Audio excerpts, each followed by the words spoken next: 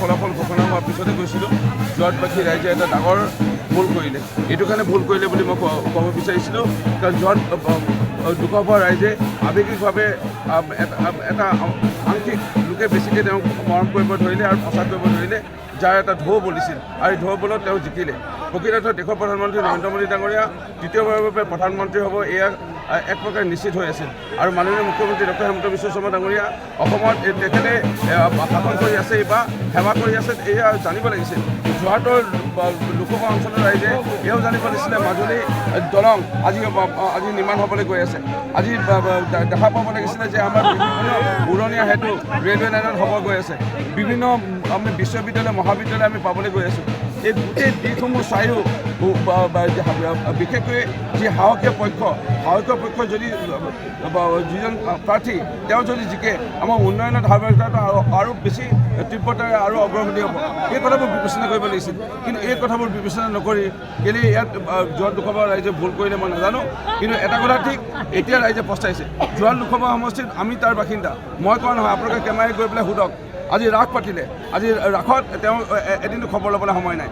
আজি বানপানী হ'ল, যোৰহাট লোকসভা সমষ্টিত বানপানীৰ সময়ত খবৰ ল'বলৈ সময় নাই। আজি বিভিন্ন আজি বিদ্যালয় মহাবিদ্যালয়ত হীৰক জয়ন্তী সোণালী জয়ন্তী পাতিছে। মুখ্য অতিথিৰূপে গৌৰৱ গগৈ নামটো তাত যোৰহাট লোকসভা সমষ্টিৰ ৰাইজে, যোৰহাটবাসী ৰাইজে সদায় মৰমীয়াল ৰাইজে সদায় সন্মান জনাই আহিছিল, কিন্তু এদিনটো তেওঁ খবৰ ল'ব নাই। দুৰ্গা পূজাত কেইখনমান ধনী মঞ্চত গ'ল, ধনী দুৰ্গা পূজাত গ'ল আৰু বাকী পূজাবোৰত তেওঁ নগ'ল। অৰ্থাৎ সময় নাই তেখেতৰ সময় নাই ৰাইজলৈ। আৰু ইয়াত আহি পেলাই যিটো নাটক কৰিব বিচাৰিলে, ইয়াত দিনে ৰাতে থাকি এটা বেলেগ এটা পৰিৱেশ সূচনা কৰিব বিচাৰিছে। তেওঁ এটা বীৰ, এজন বলৱান, তেওঁ যে বীৰ নহয়, বলৱান নহয়, তেওঁ জিৰ' এটা আৱেগৰ সূত্ৰহে কাৰণতহে যোৰহাট লোকসভা ৰাইজে তেওঁ জিকাইছিল। তেওঁ যে হিৰ' নহয়, ভোটৰ ব্যৱধান তেওঁতো চাব গ'লে তেওঁ এনেকুৱা লাগিছিলে তেওঁ 30,000 ভোটত জিকিব। তেওঁতো আজিৰ পৰা ডেৰমাহ দুমাহমান আগৰ পৰা তেওঁ লাগি আছে। আমিতো 15 দিনমান ইয়াত কেম্পেইনিং কৰিছিলোঁ। তেওঁ ডেৰমাহ, আমি 15 দিন। ইয়াতে প্ৰমাণ কৰে মাননীয় মুখ্যমন্ত্ৰী ডক্টৰ হিমন্ত বিশ্ব শৰ্মা ডাঙৰীয়া এদিন মাত্ৰ আহিছে। তেওঁ ইয়াত ডেৰমাহ, আৰু তেখেতে এদিন আহিয়ে ইয়াত দেখুৱাই দিলে তেখেতৰ বল। ভোটটো পুনৰ কৰিছে আমাৰ মুছলিম ভোটটো আমি অলপ কম পাইছোঁ। দাদা কি ক'ব বিচাৰিব, যিহেতু পোৱাৰ যি কনফিডেন্স, সেই কনফিডেন্স ডেফিনেটলি একেই আছে। আমি লাষ্টলৈকে আমাৰ 6টা ৰাউণ্ড বাকী আছে। এই 6টা ৰাউণ্ড আমি আৰু বেছি ভাল মানে ৰিজাল্ট হ'ব। কিমান মান ভোটত জিকিম বুলি আশা কৰিছে? আমি 15,000 পৰা 20,000 ভোটত লিডত আমি জিকিম। 15,000 পৰা 20,000। কংগ্ৰেছে কিন্তু কৈছিলে আমি প্ৰায় 15,000 পৰা 20,000 ভোটত লিড কৰি জিকিম বুলি কৈছিলে। আপোনালোকে আৰু 6টা ৰাউণ্ড আছে, 6টা ৰাউণ্ডৰ পিছত গম পাব। কেইটামান মুহূৰ্ত বাকী আছে, আপোনালোকে তেতিয়া গম পাই যাব। আমি প্ৰতি ৰাউণ্ডতে আমি জিকিছোঁ। এটা ৰাউণ্ডত আমাৰ যিহেতু মাইনৰিটি যিখিনি ভোট আছিলে, এইখিনি ভোট আমি কিছু আশা কৰা ধৰণে কম পালোঁ। বাকীখিনি আমি আটাইকেইটা ৰাউণ্ডত আমি জিকি আছোঁ।